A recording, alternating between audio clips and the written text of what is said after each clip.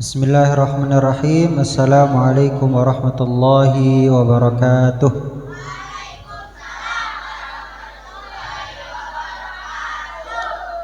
Bismillah walhamdulillah wassalatu wassalamu ala rasulillah wa ala alihi wa ashabihi wa man tabi'a risalatah. Subhanaka la ilma lana illa ma 'allamtana innaka antal alimul hakim. Rabbi shrah li sadri wa yassir li amri wa hlul 'uqdatam min lisani yafqahu qawli wa qur rabbi zidni ilma amma ba'd. Alhamdulillah, segala puji dan syukur kehadirat Allah Subhanahu wa taala yang masih senantiasa memberikan kepada kita rahmat dan karunia-Nya, memberikan kepada kita nikmat iman, nikmat Islam, kesehatan dan kesempatan serta nikmat-nikmat yang lainnya sehingga kita dapat berkumpul di tempat yang mulia ini untuk sama-sama mengkaji hadis-hadis Rasulullah SAW. Mudah-mudahan apa yang kita lakukan pada siang hari ini menjadi sebab kita mendapatkan rahmat dan ridha Allah Subhanahu wa taala.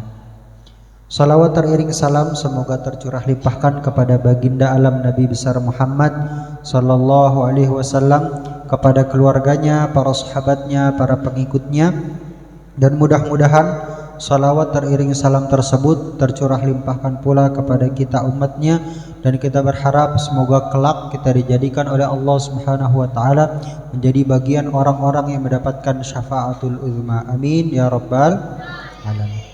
Kemarin kita sudah jelaskan melalui hadis ini bahwasanya perkara yang baru dalam agama itu disebut dengan bid'ah. Disebut dengan bid'ah. Pak Wildan, dalam hadis ini tidak ada kata-kata bid'ah.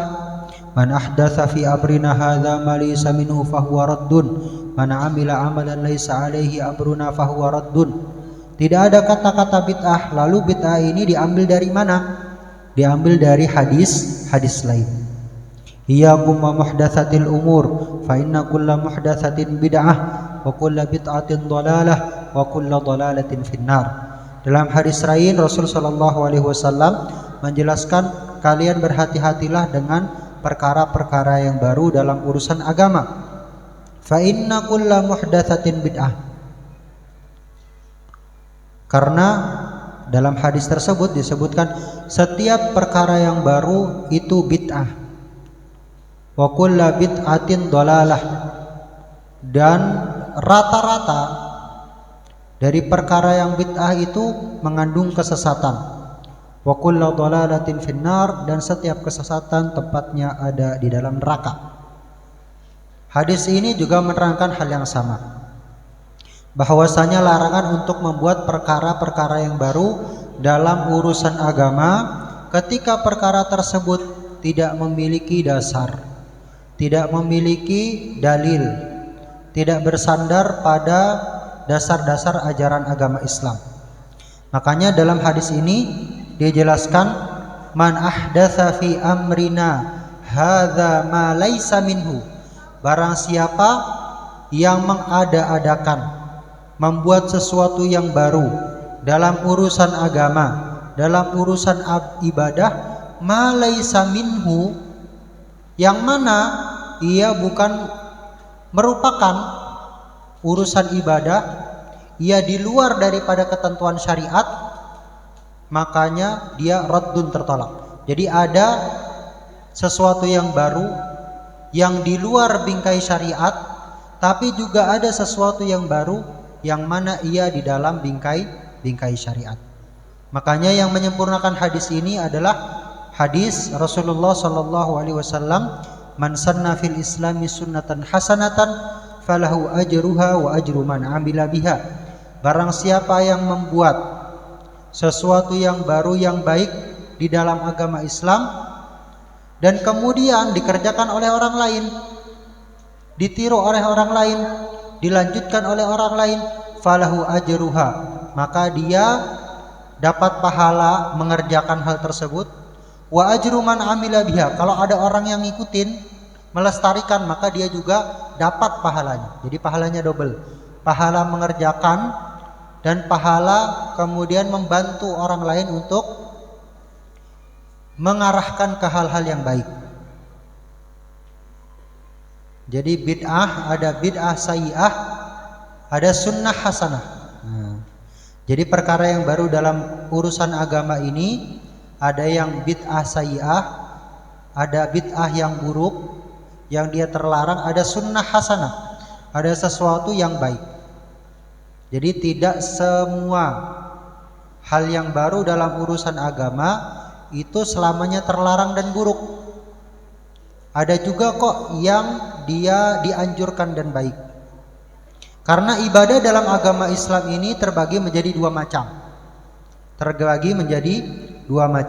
Ada ibadah yang dia diperintahkan oleh Allah Subhanahu wa taala tata caranya dan tidak bisa diganti dengan apapun. Jadi ibadah yang oleh Allah Subhanahu wa taala diperintahkan secara spesifik, secara detail tata caranya dan tidak boleh diganti dengan apapun. Contoh salat. Salat subuh oleh Allah ditetapkan 2 rakaat. Gak boleh kemudian kita karena kita punya semangat beragama yang tinggi, kita merasa kita mampu untuk melakukan salat lebih dari 2 rakaat, kemudian salat subuhnya kita tambahin jadi 3 rakaat. Kita tambahin jadi 4 rakaat. Begitupun kalau kita merasa sholat zuhur kayaknya dikit banget, kalau cuma 4 rakaat ditambahin jadi 8, maka tidak boleh. Kenapa? Karena sholat merupakan ibadah yang spesifik, Allah tunjukkan tata caranya, tidak boleh diubah-ubah. Kalau ada orang yang menambahkan pada ibadah yang semacam ini, maka dia masuk ke dalam kategori bid'ah sayyi'ah yang amalan tersebut tertolak. Kenapa amalan tertolak? Karena tidak sesuai dengan tuntunan dan tata cara yang Allah Subhanahu wa taala berikan. Jadi ada ibadah yang oleh Allah diterangkan tata caranya secara spesifik, secara gamblang dan tidak boleh diubah. Jadi tata cara berhaji, Allah sudah tentukan tata caranya, tidak boleh ditambah ataupun dikurangi. Tata cara berpuasa, puasanya apa saja yang diperbolehkan, apa saja jenis-jenis puasa yang disyariatkan, maka tidak boleh ditambah dan dikurangi. Tapi ada, dan ibadah yang pertama disebut dengan ibadah mahdhah. Ibadah mahdhah. Ibadah mahdhah. Ibadah mahdhah. Ibadah yang Allah Subhanahu wa taala perintahkan tata caranya, tunjukkan tata caranya dan tidak boleh untuk diubah, tidak boleh ditambah dan dikurangi. Tapi ada jenis ibadah yang kedua, ibadah ghairu mahdhah, ibadah yang Allah Subhanahu wa taala memerintahkan ibadah tersebut karena tujuannya. Jadi mau gimana caranya, selama tujuannya tercapai, maka itulah yang dimaksud dari ibadah tersebut. Contoh, ini beberapa ulama menganggap yang termasuk dalam ibadah ini adalah siwak, bersiwak. Jadi Rasulullah SAW bersiwak. Siwak menggunakan kayu siwak itu, kayu arok yang kita kenal, yang banyak diperjualbelikan, yang banyak dibagikan ketika orang pulang umroh, kayu siwak.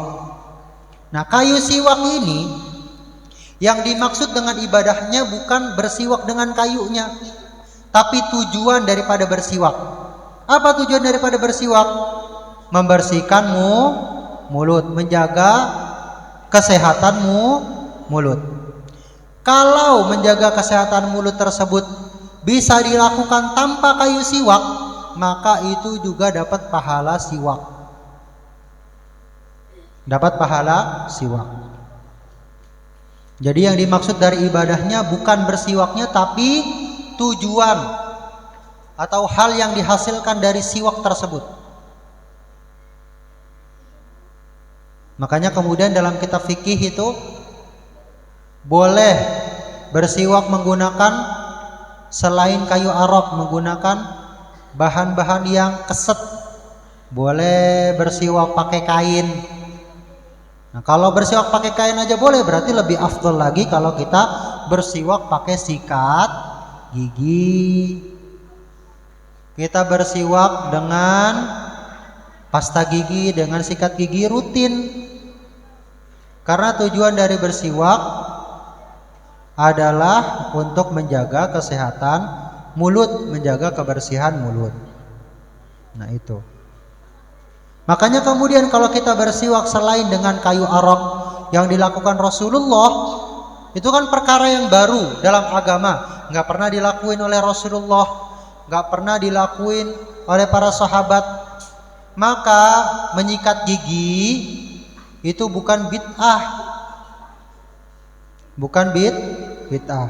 Meskipun tidak pernah dilakukan sahabat, tidak pernah dilakukan Rasulullah, tapi karena tujuan utama dari bersiwak itu, tujuan dari ibadahnya yang dimaksudkan adalah hasilnya menjaga kesehatan mulut, maka aktivitas yang bisa menggantikan bersiwak tersebut itulah ibadah yang dimaksudkan. Jadi ada ibadah yang dimaksudkan oleh Allah Subhanahu wa taala, tujuan utamanya adalah gerakannya, aktivitas ibadahnya. Tujuan sholat ya gerakannya dari takbiratul ihram sampai salam. Tujuan puasa adalah menahan diri dari hal-hal yang membatalkannya, dari terbit fajar sampai tenggelam matahari. Tujuan daripada ibadah haji yang melaksanakan rukun-rukunnya, berihram, tawaf, sa'i dan sebagainya, wukuf di Arafah. Nah, adapun yang ibadah macam kedua, ibadah ghairah mahdhah, dia sama Rasulullah Shallallahu Alaihi Wasallam ditunjukkan tata caranya. Tapi inti daripada ibadahnya bukan pada tata caranya, tapi pada tujuannya. Kayak misalnya berjihad, berjihad. Kalau saat ini kita mikir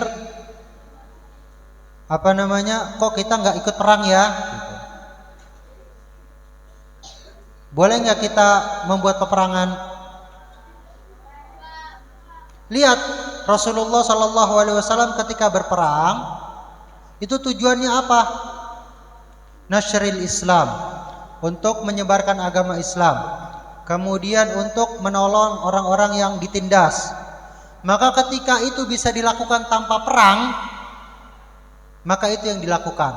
Itu yang dilakukan. Sama tadi dengan bersiwak. Tujuan utama dari bersiwak adalah untuk menjaga kebersihan mulut. Kalau bisa dilakukan dengan selain bersiwak, maka itu ibadahnya. Maka perkara-perkara yang baru dalam macam ibadah kedua ini, yang ibadah yang oleh Allah Subhanahu wa taala dijadikan tujuannya adalah hasilnya, maka tata caranya itulah meskipun tidak pernah dilakukan oleh Rasulullah, tidak pernah dilakukan oleh para sahabat, maka itu menjadi hal yang baru yang diperbolehkan. Bahkan disunahkan, masuk ke dalam hadis, man sanna fil islami sunnatan hasanatan. Barang siapa yang membuat sesuatu yang baru, yang baik dalam urusan agama, ada landasannya, ada dalilnya, masuk dalam kaidah, falahu ajruha, maka dia dapat pahala itu. Wa ajru man amila biha, kalau ada orang yang ngikutin, ada orang yang ngerjain, maka dia juga dapat pahala. Ya, hadza wallahu a'lam bissawab. Arjuna. Arjuna.